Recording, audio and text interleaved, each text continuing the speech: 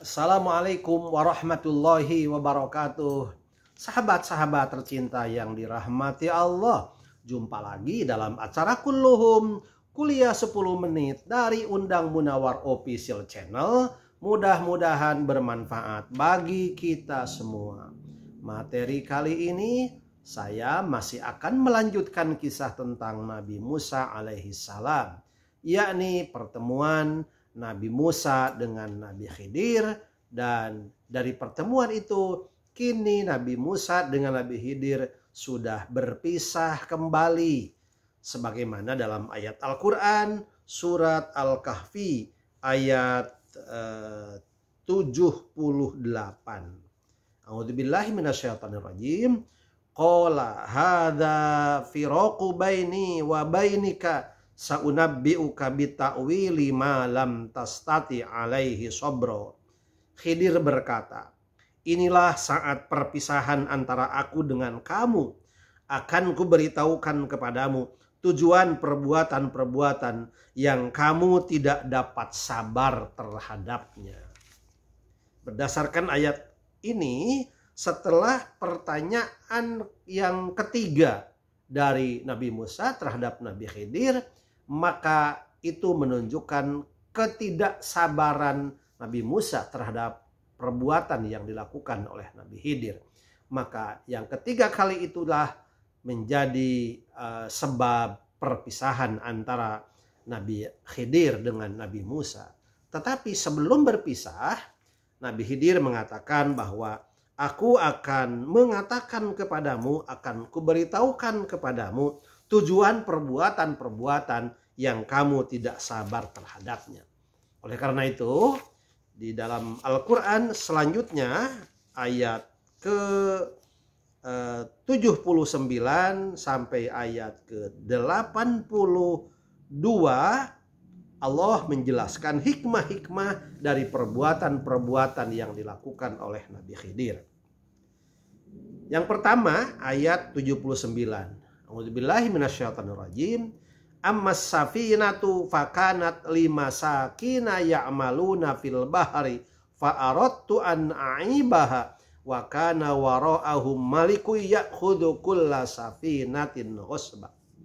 Adapun bahtera atau perahu itu adalah kepunyaan orang-orang miskin yang bekerja di laut, dan aku bertujuan merusakkan bahtera atau perahu itu karena di hadapan mereka ada seorang raja yang merampas tiap-tiap bahtera. Jadi salah satu hikmah kenapa Nabi Khidir membolongi atau melubangi perahu itu tidak lain karena Nabi Khidir tahu bahwa apabila perahu ini tidak dalam keadaan bolong, dalam arti jelek, maka perahu ini akan dirampas oleh seorang raja yang dolim. Nabi Khidir tahu bahwa ada seorang raja yang dolim yang selalu merampas segala harta milik rakyatnya, termasuk perahu-perahu itu dirampas oleh raja. Maka ketika perahu itu diketahui bolong, diketahui berlubang, berarti perahu itu jelek, maka ia akan selamat, tidak akan dirampas oleh raja.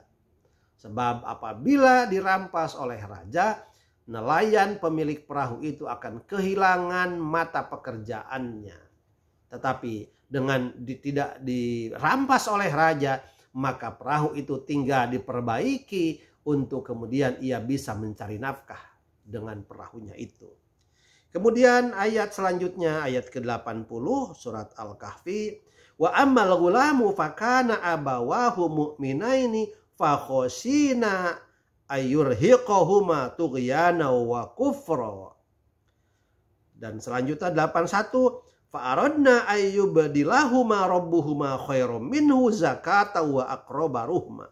Yang artinya, dan adapun anak itu, maka kedua orang tuanya adalah orang-orang mukmin, dan kami khawatir bahwa dia akan mendorong kedua orang tuanya itu kepada kesesatan dan kekafiran.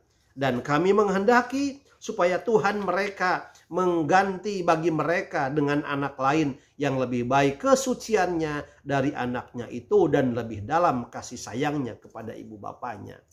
Peristiwa yang kedua, Nabi Khidir membunuh seorang anak yang menurut Nabi Musa anak yang tidak berdosa, anak yang tidak membunuh orang lain, tetapi kenapa harus dibunuh? Ternyata menurut Nabi Khidir berdasarkan ayat ini, tidak lain adalah anak itu adalah anak kafir dan orang tuanya adalah mukmin. Maka khawatir apabila anak itu kemudian tumbuh dewasa, sedangkan yang namanya orang tua pasti sayang terhadap anak, maka ketika anaknya membawa kekafiran kepada kedua orang tuanya, khawatir orang tuanya terbawa menjadi orang kafir. Maka kemudian dibunuhlah anak itu oleh Nabi Khidir dengan harapan Allah Subhanahu wa taala akan menggantinya, akan lahir dari kedua orang tua itu anak yang soleh, anak yang baik, yang akan menyelamatkan kedua orang tuanya sehingga tidak menjadi seorang kafir, tetap menjadi seorang mukmin. Itulah yang diketahui oleh Nabi Khidir karena Nabi Khidir melakukan hal itu atas perintah Allah Subhanahu wa taala. Kemudian ayat selanjutnya ayat ke-82. A'udzubillahi minasyaitonirrajim. Ini surat Al-Kahfi. Wa ammal jidaru fakana li ghulamaini yatimaini fil madinati wa kana tahtahu kanzul lahuma wa kana abuhuma sholiha fa arada rabbuka ayyablugha ashuddahuma wa yastahriya kanzahuma rahmatan min rabbik wa ma fa'alatuhu an amri dzalika ta'wilu ma lam tasti' alaihi sabra. Yang artinya,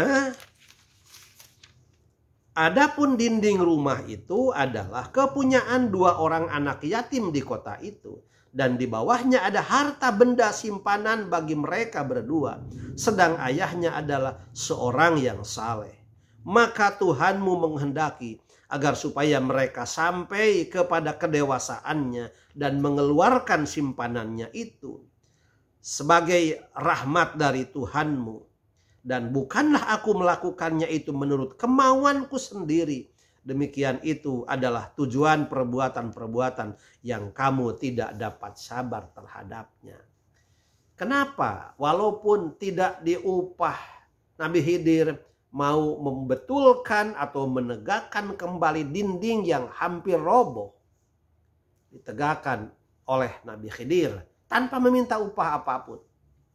Padahal pada saat itu Nabi Khidir dengan Nabi Musa dalam keadaan ingin dijamu karena memang lapar. Tetapi Nabi Khidir melakukan hal itu. Dibangunlah tembok itu, dinding itu. Dan setelah dibangun kemudian ia pergi. Kenapa dibangun? Karena berdasarkan pengetahuan laduni dari Nabi Khidir bahwa Nabi Khidir tahu di situ, di rumah itu yang dindingnya roboh itu ada dua orang anak yatim. Dan di balik dinding itu ada harta simpanan dari kedua orang tuanya yang sudah meninggal.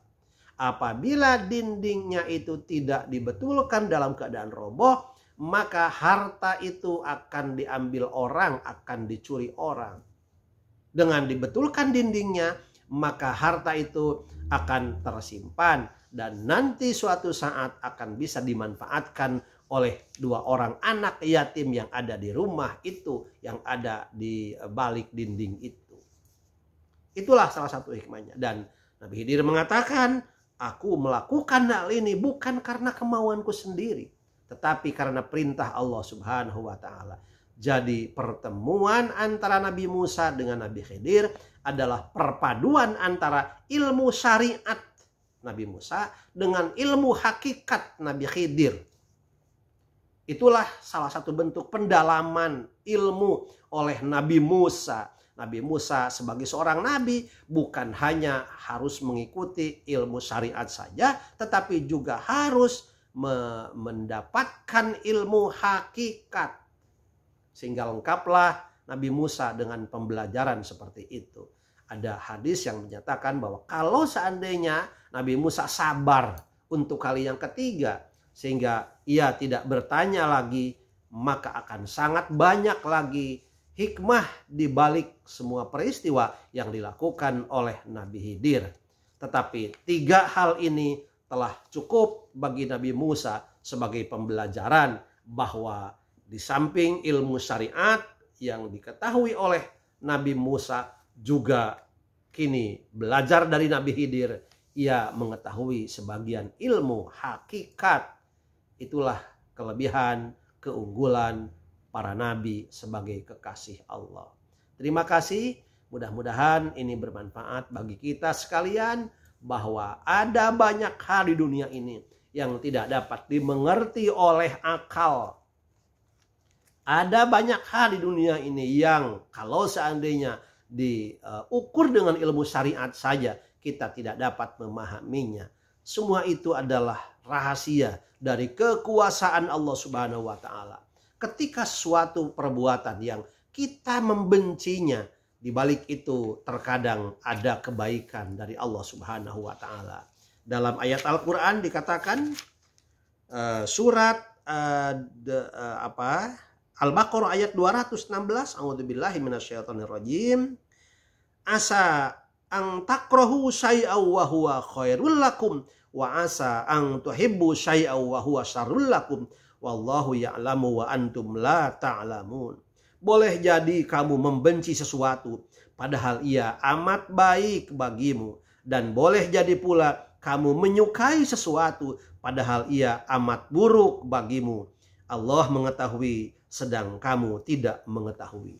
Demikian, mudah-mudahan bermanfaat. Wabillahi taufiq wal hidayah. Wallahul muwaffiq ila aqwamit thoriq. Wassalamualaikum warahmatullahi wabarakatuh.